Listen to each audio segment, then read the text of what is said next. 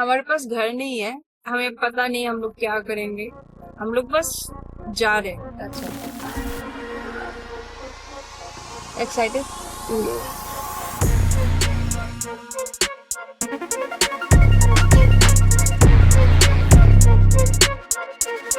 जो गाड़ी के अंदर है वही है हमारे पास। We sold everything. बस कुछ कपड़े हैं हमारे पास, कुछ लैपटॉप है, गैजेट्स है, दैट्स ऑल। हमारे पास तो अभी घर भी नहीं है, कुछ भी नहीं है, हम बस जा रहे हैं। So we started early morning क्योंकि हमारे सामने बहुत लंबा जर्नी था। So we had our breakfast and उसके बाद we called the storage guys. They came and picked all our items. We basically kept like 15 boxes over there so that later if we need it we can ship them to any city. Storage वालों को सामान देने के बाद we just realized कि there was someone else who was more excited than us. हमारी baby, she was very excited. So हमारा journey almost 532 kilometres का था। We started around 9:30 in the morning और गूगल मैप्स में दिखा रहा था it will take about 8 hours, लेकिन हम लोगों ने बहुत सारे ब्रेक्स लिए, अबाउट 9 ब्रेक्स लिए पूरा जर्नी में, बिकॉज हमें टायर्ड नहीं होना था and we wanted to enjoy the entire journey.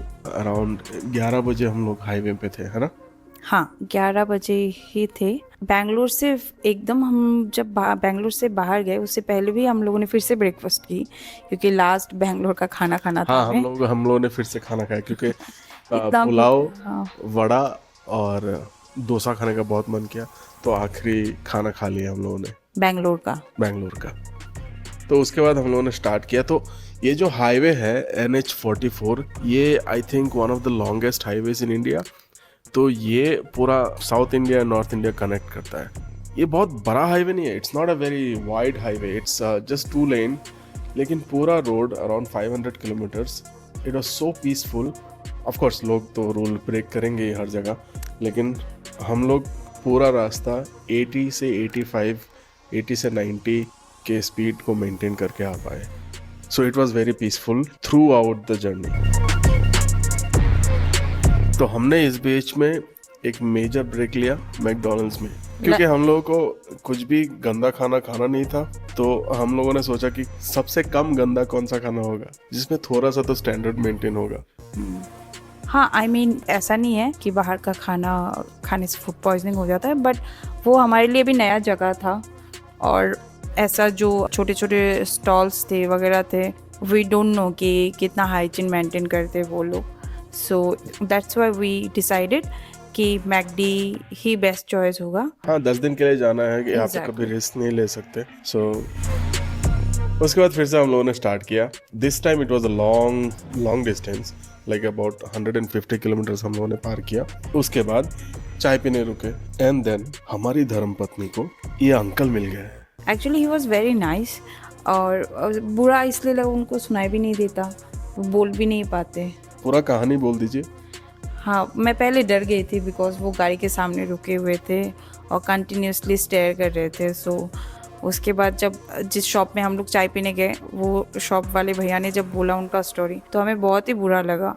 और you know he was very sweet. तो मैडम ने उनको चाय पिलाया, बिस्किट खिलाया, थोड़ा पैसे दिए और उसके बाद हम लोगों ने वापस शुरू किया। उसके बाद एक लॉन्ग ड्राइव पूरा करने के बाद हमें फिर से कुछ खाने का मन किया। ये पूरा ट्रिप में बस हम खाना खा रहे थे इस बार, जो हमें करना नहीं है अब अगले 10 दिन तक। जितना कम खाना खाएंगे उतना प्रॉब्लम्स होने के चांसेस कम होंगे। बाय द वे, हमें यहाँ पे मिला उडुपी डोसा बेसिकली, लेकिन डोसा इतना गंदा था। डोसा टेस्ट जो भी हो, प्राइजेस इतने हाई थे बिकॉज हाईवे में था। ठीक है, 140 रुपये एक डोसा के लिए बहुत ज़्यादा है, too much.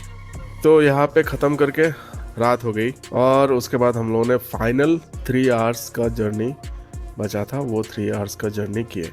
We straight away went to the Airbnb. We had our dinner and took a nap.